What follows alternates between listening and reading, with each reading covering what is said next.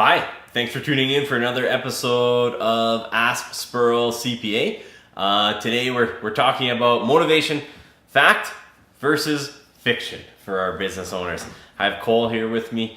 Cole, how many cups of coffee are you in now today? Two.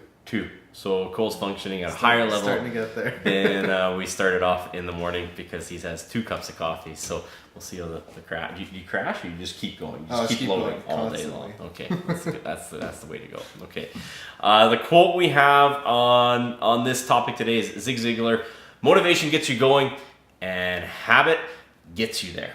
The statistic, why is this relevant? Industry Canada, 15% of businesses fail in year 1, 30% fail by year 2, and 50% fail by year 5. We at Spurrell Associates think that's completely unavoidable.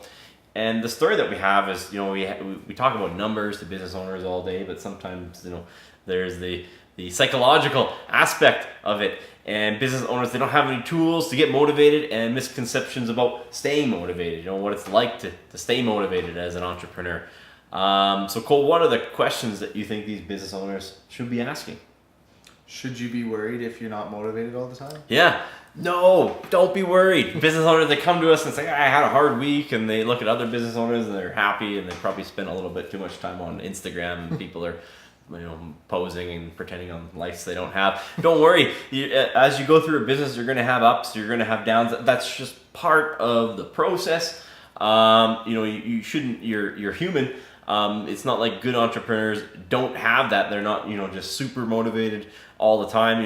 They go through peaks and valleys. So don't worry. Don't feel bad. Don't beat yourself up over it. That's not a reasonable expectation. How can you use positive information to offset inevitable failures? Okay, so you're going to have a certain amount of negative interactions as a business owner. There's going to be customers who, sometimes they won't be happy with you. There can be employees that may not be happy with you, suppliers. There's going to be problems. There's going to be friction. That's part of the process. And you're going to have failure, which is, part of it as well. You're going to have rejection. You're trying to get a contract. It doesn't work out. So we're going to have an inevitable amount of negative information. And we can't control that. We can't get that off. Don't worry about trying to get that off. We can't control that. But what we can control is the positive information that we put in. Are we sitting home after that and just consuming the news, which is always the bad news? What sort of other information are we consuming with our free time, our discretionary time? What sort of books are we reading? What sort of articles are we reading? What sort of video are we watching? Is it positive or is it negative? Because we can control that, so we can help balance that off and kind of offset some of those negative interactions that and keep our energy levels as high as possible by looking at the things that you do have a choice. What we're reading, what we're watching, and decide. Is this a good use? Is this going to help offset some of the negative challenges that I have, or is this going to contribute to that those problems? Should you limit unnecessary contact with negative people? Yeah, that's a successful trait that a lot of entrepreneurs utilize, and there's going to be a certain amount of interaction you got to have with customers, especially dealing in any business where they're making really significant decisions. The business owner, the customer is going to have a certain amount of stress, and sometimes they're going to try to pass that stress on to you, and you have to deal with that. But do you want to deal with all the time people who are just always negative? So there's a lot of successful business owners out there that will swear by you need to limit your exposure to high drama people.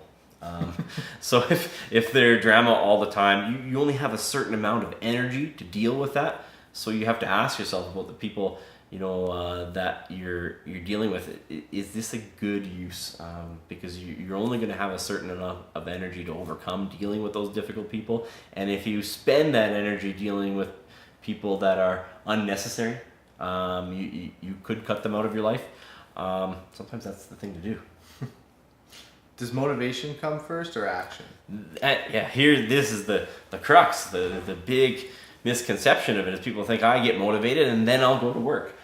But really, most motivation comes from progress. which never happens unless you start.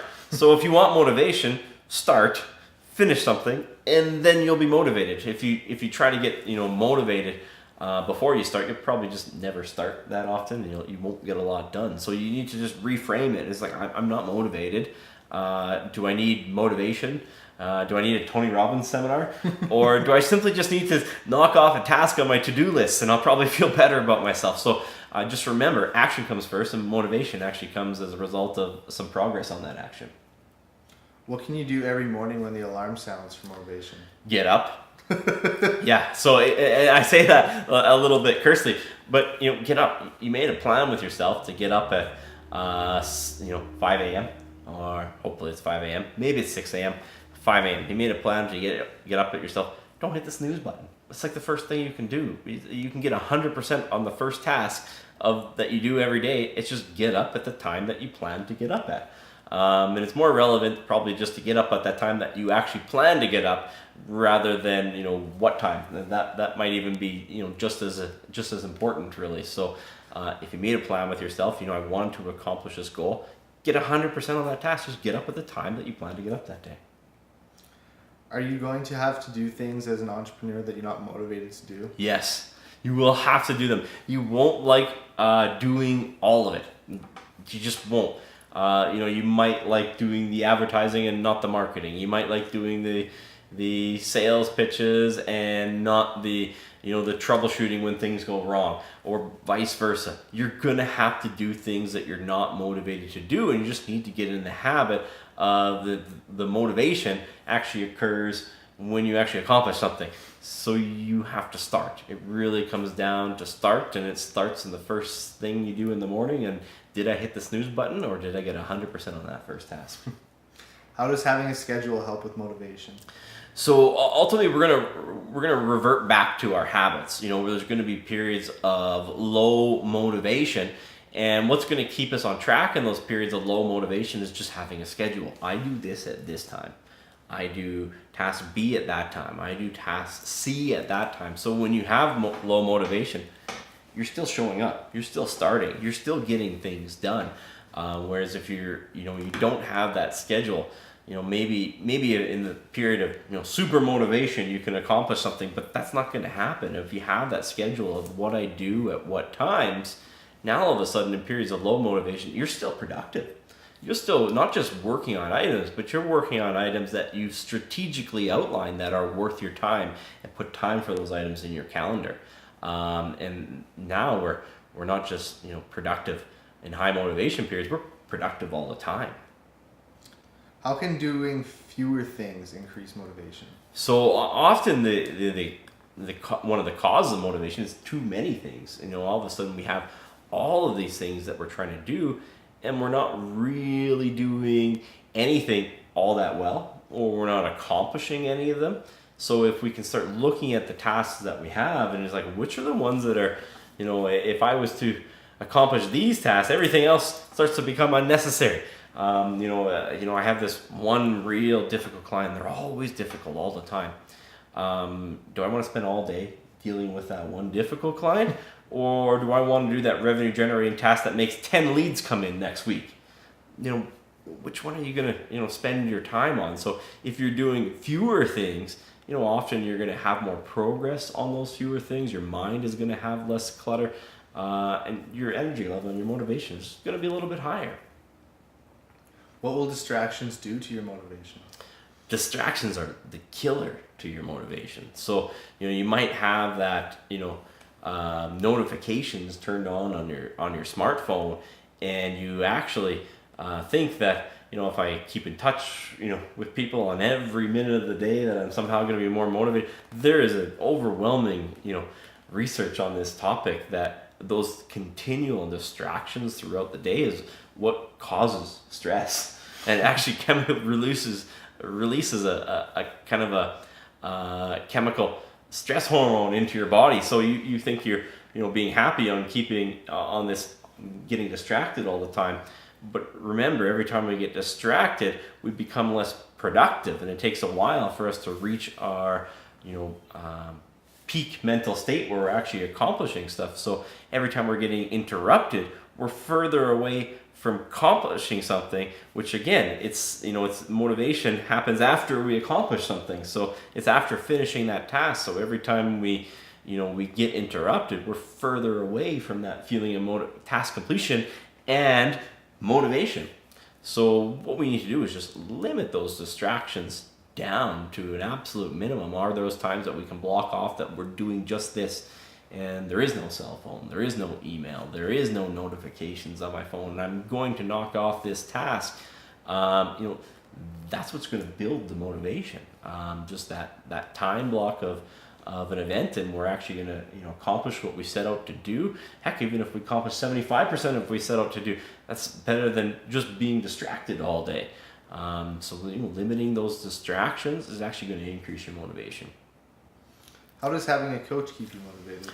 So having a coach keeps you motivated because your mind will tend to wander, and often your mind will you'll talk yourselves into doing the same things. We're naturally programmed to repeat the same behaviors time after time because millions of years ago, that's how we didn't get eaten by tigers or fall off cliffs, because we didn't take on too many risks, and those people survived, and we've just evolved to have that inherent trait.